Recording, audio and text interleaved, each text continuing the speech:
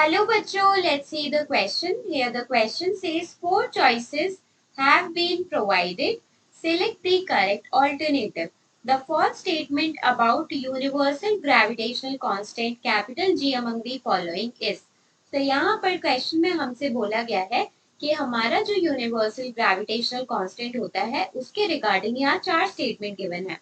हमको बतानी है कौन सी स्टेटमेंट इनकरेक्ट है, फर्स्ट स्टेटमेंट कौन सी है गिवन फोर स्टेटमेंट में से। तो यहाँ पर हमारे पास की कॉन्सेप्ट क्या यूज हो रहा है, की कॉन्सेप्ट है हमारे पास यूनिवर्सल ग्रेविटेशनल कांस्टेंट।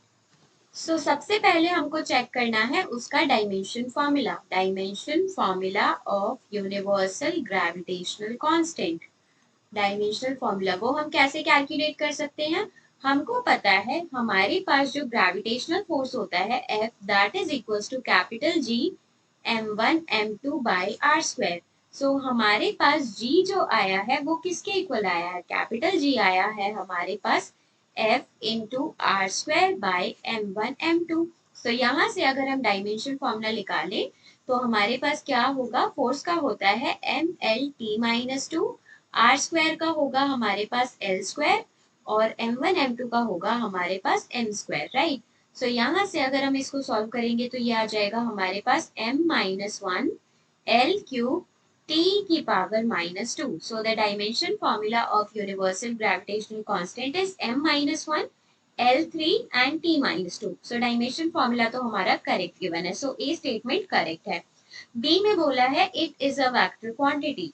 नहीं, ये एक यूनिवर्सल ग्रेविटेशनल कांस्टेंट है, कांस्टेंट है, कांस्टेंट ना स्केलर क्वांटिटी होता है ना वेक्टर क्वांटिटी होता है, वो तो एक न्यूमेरिकल नंबर होता है केवल।